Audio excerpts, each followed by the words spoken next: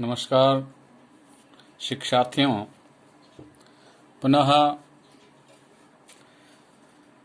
कई दिनों के बाद हमारा है वो अपने YouTube चैनल जयतु संस्कृतम पे लौटना हुआ है।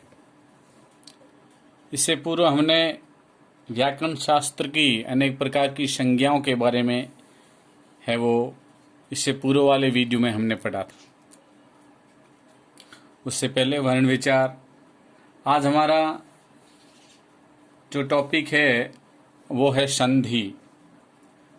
संधि जो है वो आपके सम उपसर्ग, धा धातु और की प्रत्यय के संयोग से ये पद बना है। संधि अर्थात यह जो संधि पद है ये पुल्लिंग पद है। तो संधि का निर्माण हुआ सम उपसर्ग, धा धातु की प्रत्यय के संयोग से संधि पद बना। और जो संधि पद है वो संधि जो पद है वो लिंग की दृष्टि से देखें तो ये जो पद है अपना पुल्लिंग पद होता है। संधि का अर्थ होता है मेल या योग। संधि का जो अर्थ होता है वो होता है मेल या योग। योग अर्थात मिलना,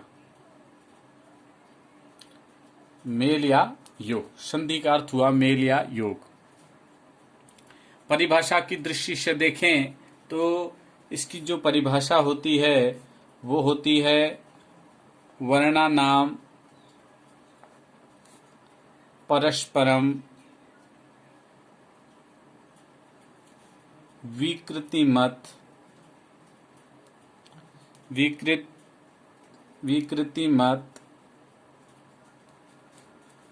संधानम संधिः। इसकी जो परिभाषा होती है वो होती है वर्णानाम परस्परम विकृतिमत संधानम संधिः। अर्थात वर्णों का आपस में विकार सहित मिलना संधि कहलाती है। अर्थात दो या दो से अधिक वर्णों का आपस में मेल या योग संधि कहलाती है। और यहाँ पर एक जो पद आया है विकृति, विकृति का मतलब होता है वर्ण परिवर्तन। वर्णों का आपस में वर्ण परिवर्तन का जो मेल होता है वो संधि कहलाती है। अर्थात इस प्रकार दो या दो से अधिक वर्णों के मेल से उत्पन्न विकार को संधि कहते हैं। जैसे उदाहरण की दृष्टि से हम देख लें तो जैसे गण धन ईशः बराबर गणेश,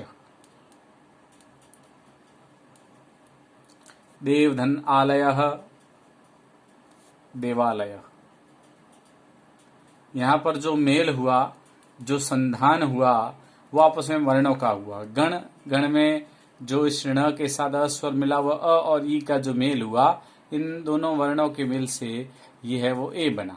तो ये है वो संधि कहलाती है। परस्पर दो या दो से अधिक वर्णों का जो मेल है, जो संधान है, वो संधि कहलाती है। इसी प्रकार से देव के वह के साथ वह में अ और इसका आगे वाले पद का आ यानी अ और आ के मिलने से आ का निर्माण हुआ।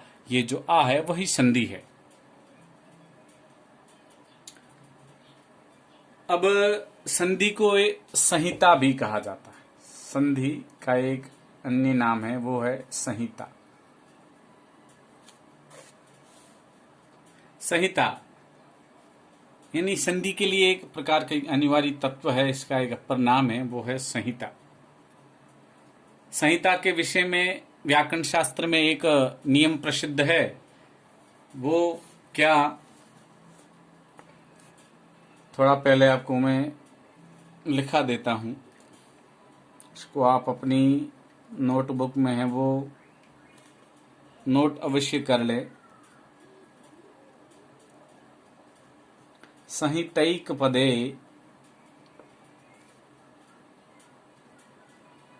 नित्या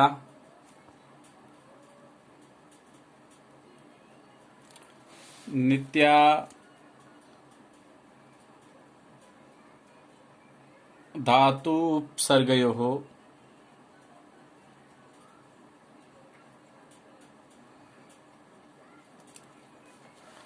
संधि यानी संहिता। तो ये संधि के विषय में ये एक प्रकार का जो नियम है व्याकरण शास्त्र में, ये सुप्रसिद्ध है। आगे नित्या समासे वाक्येतुषा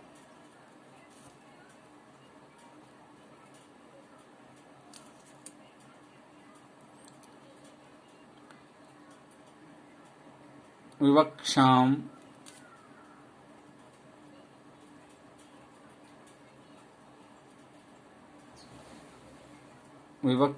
अपेक्षते।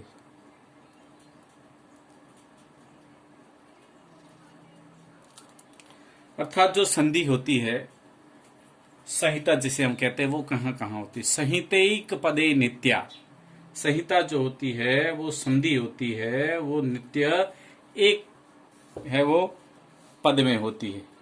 सबसे पहले संहिता, संहितैक पदे नित्या संहिता धातु उपसर्गयोः नित्या समासे वाक्ये तुषा विवक्षाम अपेक्षते। अर्थात संधि है वो एक पद में होती है। जैसे ये एक नायकः संधि युक्त पद है, ये एक पद है, तो इसका जो संधि विच्छेद होता है वो होता है नई धन अकः। ये संहिता यानी संधि एक पद में होती है। दूसरा नियम कहते हैं, दूसरा नियम ये कहता है कि नित्या धातु उपसर्गयोः, यानी धातु यानी क्रियापद और उपसर्ग के साथ। जैसे ये नी उपसर्ग है, ये आगे एक आपके अवसद एक धातु है, क्रियापद है, तो इसका जो संधि युक्त पद होता है वो होता है न्यवसत, यण संधि का पद है। तो नित्या धातु उपसर्गयोः, नित्या समासे, और संधि जो होती है वो नित्य है, वो सामासिक जो पद होते हैं वहां भी संधि होती है। जैसे ये एक देवधन आलयः, देवानाम आलयः देवालयः, तो यहां पर भी एक है वो संधि हुई। तो नित्या समासे, समास में भी है वो संधि होती। और चौथी बात है वाक्येतुषा, वाक्य में है वो भी संधि होती है। जैसे मैं इधर कोई पद हो गया, जैसे रामो गच्छति, यहां पर भी एक संधि हुई है, वो आपकी है उत्व संधि, यानी रामो अर्थात रामः और गच्छति, रामः और गच्छति, यानी वाक्य में है वो भी संधि होती है। संधि विच्छेद। अब संधि के बाद अगला जो हमारे सामने, इस संधि में भी हम पढ़ते हैं संधि विच्छेद।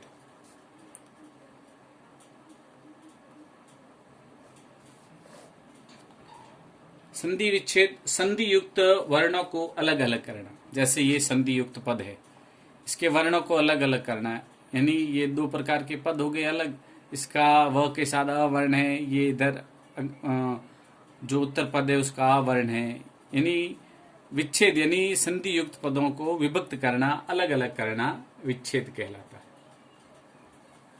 अब जो संधि होती है वो संधि में क्या होगा, दो वर्णों के स्थान पर एक है वो नया वर्ण बन जाता है। जैसे हम गुण संधि में पढ़ते हैं, जैसे आ और ई मिलके ए का निर्माण हो जाता है, अ और आ के निर्माण से आ बन जाता है। ये है वो दो वर्णों के स्थान पर एक नया वर्ण बन जाता है। दो वर्णों के निकट आने पर केवल पूर्व वर्ण में ही विकार उत्पन्न होता है, यानी कोई दो वर्ण हैं वो जब निकट आते हैं तो उसमें जो परिवर्तन होता है वो हमेशा पूर्व वर्ण के साथ होता है। जैसे इति और आदि पूर्व वर्ण में, जैसे इति और आदि। यहाँ पर इति ई का है वो य बन जाता है, तो ये आधा तक रह गया पीछे इत्य, ये इस प्रकार से यहाँ तक बनता है और उसके साथ आ मिलने से यहाँ पर हो जाता है या इत्यादि। तो कहने का मतलब ये है कि दो वर्ण जब आपस में मिलते हैं, जब उसका मेल होता है, जो संधान होता है, तो उसमें जो परिवर्तन होता है वो पूर्व पद के अंतिम वर्ण के साथ होता है। एक स्थाने एकादेश, यानी एक के स्थान पर एक आदेश होता है, दो वर्णों में से किसी वर्ण का लोप हो जाता है। ये भी हम पढ़ते हैं, जैसे हमारे विसर्ग लोप संधि के अंदर हम पढ़ते हैं रामः धन गच्छति, है ना, तो रामः और गच्छति, रामो धन गच्छति हो जाता है, यहाँ पर है विसर्ग का ऊ बन जाता है। अब लोप कैसे होता है देखिएगा, यानी दो वर्णों में से किसी वर्ण का लोप हो जाना। जैसे एक पद चलता है हमारे रामः धन आगच्छति, विसर्ग लोप संधि के अंतर्गत यहाँ राम के बाद जो विसर्ग है इसका है वो लोप हो जाता है, तो ये हो गया राम आगच्छति। तो संधि में इस प्रकार का भी होता है, यानी दो वर्णों में से किसी वर्ण का लोप हो जाना। आगे है दो वर्णों में से किसी एक वर्ण का द्वित्व हो जाना, यानी दो वर्ण है उसमें है वो द्वित्व हो जाना। दो वर्णों में से किसी का एक का द्वित्व हो जाना, यानी उसी वर्ण का है वो दो वर्ण आ जाना। जैसे एक शब्द चलता है एकस्मिन और एक शब्द है हमारे अवसरे, इन दोनों का जब मेल होगा तब ये है वो द्वित्व हो जाना, यानी दो वर्णों में से किसी एक वर्ण का द्वित्व, यानी इसका द्वित्व हो जाता है। तो ये जो पद बन जाता है आपके, ये हो जाता है एकस्मिन। ये देखिएगा न के साथ एक पूर्ण न भी आ जाता है ना, पूर्ण न यानी आधा न, एक आधा न, इस आधे न के साथ अ मिला तो ये पूरा हो गया एकस्मिन नवसरे। ये इस प्रकार से कभी कभी क्या हो जाता है, कभी कभी दोनों वर्णों के साथ है वो परिवर्तन हो जाता है। जैसे हमारे कभी कभी बीच में है वो वर्ण का आ जाना, है ना, कि छत्व संधि होती है, जैसे है वो अलग अलग वर्ण आ जाना। कभी कभी दोनों वर्णों के स्थान पर परिवर्तन हो जाता है। जैसे एक पद है हमारा तत्त धन्ना शिव, इसका जो संधि होगी वो होगी तच्छिव, तच् शिव, तत्शिव, ये तद्धन शिव तच्छिव, ये इस प्रकार से। एक और कभी कभी दोनों वर्णों के बीच में कोई नया वर्ण आ जाता है, दूसरा वर्ण आ जाता है। जैसे एक ये शब्द चलता है वृक्ष और छाया, जिसे हम है वो तुकागम संधि के नाम से जानते हैं। तो ये इसके बीच में ये च है वो चम्मच वाला है वो आ जाता है, वृक्ष छाया। तो ये जो संधि है, ये संधि में इस प्रकार के है वो विकार होते हैं, इस प्रकार के परिवर्तन होते हैं। संधि सम धा और की प्रत्येक से संधि पद बना। वर्णानाम परस्परम विकृतिमत संधानमिति संधि कथ्यते। संधि को संहिता के नाम से भी जानते हैं, जिसका एक सूत्र चलता है परः सन्निकर्षः संहिता। संहिता के बारे में सूत्र भी चलता है परः सन्निकर्षः संहिता, अर्थात परः यानी दो या दो से अधिक वर्णों का अत्यंत सन्निकट हो जाना, अत्यंत समीपता हो जाना, वो संहिता कहलाती है। तो संहिता सदैव एक पद में होती है, संहिता धातु उपसर्ग के साथ होती है, संहिता समास में होती है और संहिता है वो वाक्य में होती है। अब संधि में क्या क्या होता है और हमने अभी पढ़ा, यानी संधि के अंदर है वो दो वर्णों के स्थान पर एक नया वर्ण बन जाता है। दो वर्णों के अत्यधिक निकट आ जाने पर पूर्व वर्ण में ही विकार उत्पन्न होता है। दो वर्णों में से किसी एक वर्ण का लोप हो जाता है, ऐसा विसर्ग लोप संधि के अंदर पढ़ते हैं। दो वर्णों में से किसी एक वर्ण का द्वित्व हो जाता है। कभी कभी दोनों वर्णों में है वो साथ साथ परिवर्तन हो जाता है, ये इस प्रकार की है वो छत्व संधि जब हम पढ़ते हैं तब। और कभी कभी क्या होता है, दोनों वर्णों के बीच में कोई है वो तीसरा वर्ण आ जाता है, जैसे हम है वो तुकागम संधि कहते हैं, च वर्ण का आगम हो जाता है। अब हम नेक्स्ट वीडियो में जो पढ़ेंगे वो हमारा जो विषय रहेगा वो संधि के अलग अलग प्रकार। हमें पता है कि संधियां है वो 3 प्रकार की होती है, स्वर संधि, व्यंजन संधि और विसर्ग संधि। स्वर संधि जिसे है वो अच् संधि कहा जाता है, व्यंजन संधि जिसे हल संधि के नाम से जानते हैं, और तीसरा जो इसका भेद है संधि का वो है विसर्ग संधि। इसको हम है वो अगले वीडियो में पढ़ने वाले हैं। तब तक के लिए जय हिंद, जय भारत, जय तु संस्कृतम। अपने घर पर रहें, सुरक्षित रहें, कोरोना से बचाव ही उपचार है।